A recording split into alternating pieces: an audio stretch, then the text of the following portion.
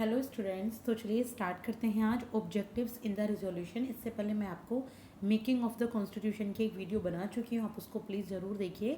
तो उसके बाद सेकंड वीडियो है ये इंडियन पॉलिटी में ऑब्जेक्टिव्स इन द रिजोल्यूशन।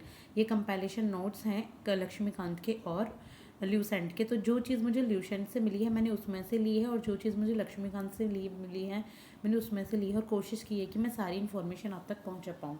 तो चलिए स्टार्ट करते हैं।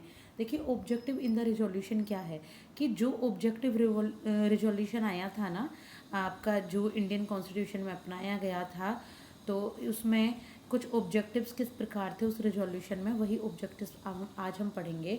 तो इसमें है to foster unity of nation. सबसे पहला ऑब्जेक्टिव क्या है कि जो नेशन की यूनिटी है उसको डेवलप करना है, उसको आगे बढ़ाना है, उसको अपडेट करना है, नेशन में एकता बढ़ी रहे। देखिए डिफरेंस बहुत है नेशन में, लैंग्वेज के बेस पर, कपड़ों के बेस पर, रहन सहन, कल्चर, लेकिन फिर भी कहते हैं ना यूनिटी और डाइवर्सिटी तो वो होनी चाहिए इसमें। और economic and political security to have a return constitution. Return constitution है तो इकोनॉमिक और पॉलिटिकल सिक्योरिटी ज़रूर होनी चाहिए, यानी कि लोगों के पास इकोनॉमिकली वर्क काम हो और उसमें सिक्योरिटी हो लोगों के पास, और पॉलिटिकल सिक्योरिटी भी हो। To proclaim India as a sovereign democratic republic, जिससे इंडिया को प्रोक्लेम किया जाए कि ये सॉवरेन डेमोक्रेटिक रिपब्लिक है, यानी कि इसकी जो सत्ता है इंडिया की वो किसी के अधीन नहीं है। इंडिया पूरी जो प्रभु सत्ता है इंडिया की वो इंडिया के पास ही है, और इंडिया एक डेमोक्रेटिक रिपब्लिक नेशन है। इसके बाद there is federal form of government with distribution of power between centre and states. Second objective क्या है रिजोल्यूशन का कि जो गवर्नमेंट है ना उसकी फेडरल फॉर्म होनी चाहिए पावर की। डिस्ट्रीब्यूशन जो होती है पावर की, फेडरल फॉर्म का क्या मतलब है कि सिर्फ ऐसा ही नहीं हो कि सारी पावर लेजिस्लेटिव के पास ही हो, या सारी पावर एग्जीक्यूटिव के पास ही हो, या सारी पावर जुडिशरी के पास ही हो। तो तीन जगह ये पावर डिस्ट्रीब्यूट की गई हैं सेंटर और स्टेट्स के बीच में। तो और देखिए लेजिस्लेटिव पावर्स दी गई हैं आपकी, एग्जीक्यूटिव पावर्स जैसे कि प्रेसिडेंट और यूपीएससी जो लोग लागू कराते हैं सारे एक्ट को, कॉन्स्टिट्यूशन को। लेजिस्लेटिव यानी कि जो बनाते हैं कानून, पार्लियामेंट, और जुडिशरी यानी कि जो उन कानून लोग कैसे फॉलो कर रहे हैं, कितना फॉलो कर रहे हैं, अगर नहीं फॉलो कर रहे हैं तो पनिशमेंट देती है, यानी कि supreme court and high court. तो ये हैं आपके फेडरल फॉर्म ऑफ गवर्नमेंट। इसके बाद देखेंगे to guarantee and secure justice, equality, freedom of thought, expression, belief, faith, worship, vacation, association and action to all people, यानी कि जितने भी पीपल हैं सबको गारंटी और सबको जस्टिस और इक्वलिटी का सिक्योरिटी होनी चाहिए।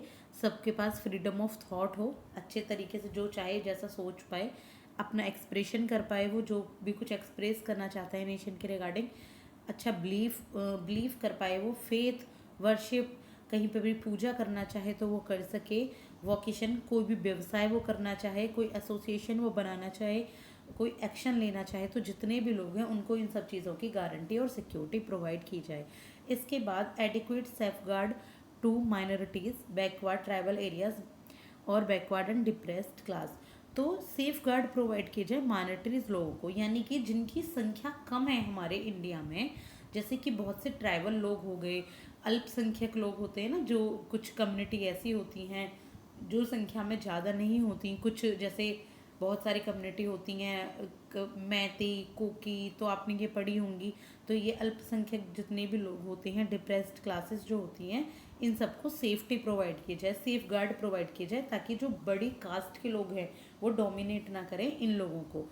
इसके बाद देखिए to maintain integrity of territory of republic and rights on land, sea and many more. तो इसमें जो इंटीग्रिटी है टेरिटरी की, जो हमारी रिपब्लिक है यानी कि हमारा जो नेशन है, तो लैंड पर राइट हो उनका, सी पर राइट हो, एयर पर राइट हो। आपने कभी देखा हो, सुना हो, तो पहले होता था ना जब शुरू शुरू में पोर्टुगीज आए थे इंडिया में, या आपके ये इंग्लिशमैन आए थे, तो समुद्र में जाने के लिए, समुद्र से व्यापार करने के लिए कर लेते थे, टैक्स लेते थे। तो ऐसा ना हो, इन लोगों के पास फ्रीडम हो कि अपनी जो इनके अंतर्गत, इनके अधीन आ रही है टेरिटरी, लैंड, सी, एयर और बाकी पूरी ज़मीन, तो इन पर इनकी फ्रीडम हो, इंटीग्रिटी हो।